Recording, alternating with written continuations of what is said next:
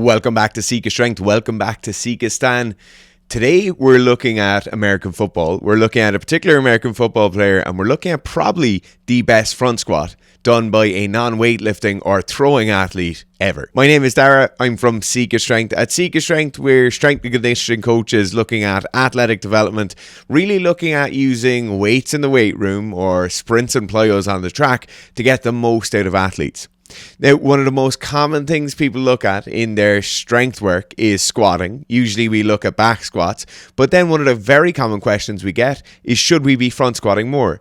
And in this case, we see a quite light athlete, around 100 kilos. He's 5'8", and he's front squatting 500 pounds. So 227 kilos roughly, front squatting it very, very easily as well. So in this case, it's not one of the big offensive line or defensive line players. This is a player who is very fast, very agile, very athletic, really good broad jump and vertical jump values, moves himself through space very, very quickly, but we see the maximum strength number being absolutely colossal here. Now, usually when we see these kind of strength numbers, we're typically seeing bigger athletes doing them. So 120, 130, 140 kilos plus, and they're usually not moving around with the same kind of speed and agility and acceleration that we'll see in the case of Darwin Thomas here. Now, the other unique thing about this squat is not so much about the physicality of the athlete himself doing it, but also about how raw it is. So he's not wearing weightlifting shoes, no knee sleeves or knee wraps, no belt, also no straps or anything like that around the bar. So let's take a look at each of these things individually, and let's start with the shoes.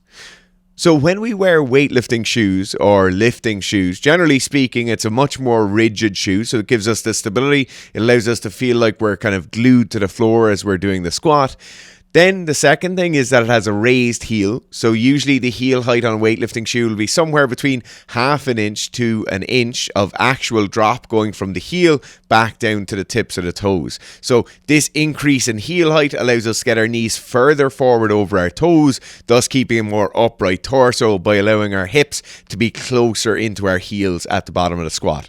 Now, particularly for the front squat, this makes a massive difference, as most field sports athletes don't have great ankle mobility, and so the ability to push their knees forward over their toes is helped greatly by a small amount of a heel raise.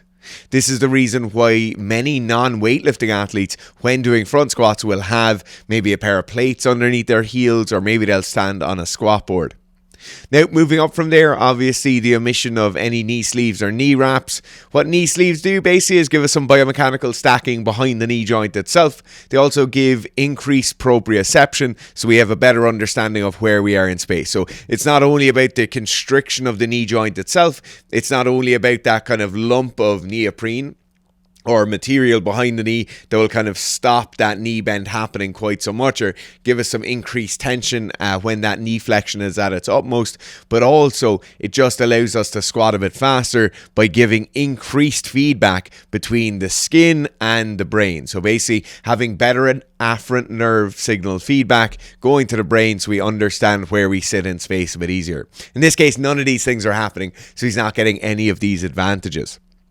Now, wearing a belt, obviously, as many of you watching this video will know, gives you better midline stability. So it gives you better midline stability, obviously by the constriction of our midline, but also by allowing us to brace against it and having a more homogeneous brace around the entire belt. So rather than just squeezing your abs as you're bracing for a front squat, you're able to squeeze your abs, maybe get your obliques involved, maybe squeeze the erector spinae a bit more, and just allows for better bracing patterns than you'd get in a non-belted squat. Now, in this case, when we see an athlete doing excessively heavy front squats like this without a belt, it really leads to the fact that they must have an unbelievable amount of midline stability. So the front squat tends to be more demanding, particularly on our anterior core, than a back squat or a low bar back squat would be. Obviously, the weight is further forward, we get more of that anterior compression going on, and so we have to work harder to maintain that position. Now, usually speaking, when we look at core recruitment in front squats versus back squats and then onto low bar back squats, the anterior gets an awful lot more work. Because of that, we tend to see people getting more out of a belt on a front squat than they will on a standard back squat. So in this case, once again, leading to the squat being even more impressive. Let's look then at just the sheer weight. So it's 500 pounds, 227 kilos. It's 2.2 times body weight, around that. We don't have an exact idea of body weight here. For an athlete of this stature, of this size, and 21 years old, to be doing this kind of weight is pretty much unheard of. If you're being honest, across all weightlifting, across all powerlifting, across throwing sports, this is a phenomenally heavy weight at this body weight and at this age. This doesn't happen all that often. The problem with front squat records and front squats in comparison across the kind of different categories is that front squats are only really used in training. We don't have competitions where front squats are used. We don't really see it being used in combines or in testing all that often. And so it's hard for us to have a benchmark of what a really great front squat is. In this case, I can assure you, this is one of the heaviest front squats you're going to see from a 100 kilo odd male across the board, across any sport, across weightlifting, whatever it is. This is an unbelievably heavy front squat. Now, it's interesting, when we look at the application of the front squat for field sports, let's look particularly at American football and rugby, the front squat has incredible application and crossover to the sport itself. So usually we will use the back squat. In some sports, we'll even use the low bar back squat as the main driver of strength. So it's the main bipedal strength exercise for our lower body, and it's where we'll get most of our work done.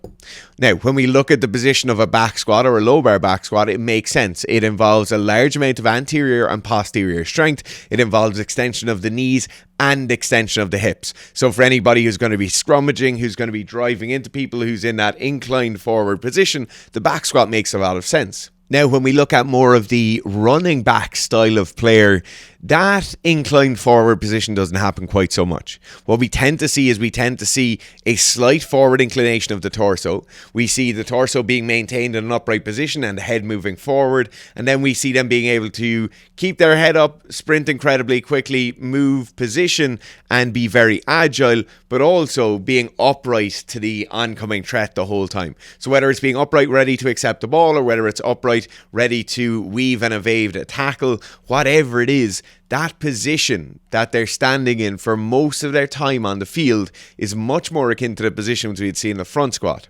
Now, the other thing is that we see a massive vertical jump performance out of Darwin Thomas here. There's two examples here of him basically hurdling over defensive players, and this is undoubtedly down to his unbelievable level of maximal strength. When we look across the board at players, when we look across the board at athletic development, people oftentimes look at power production and their ability to be powerful as the main kind of factor for how high someone can jump.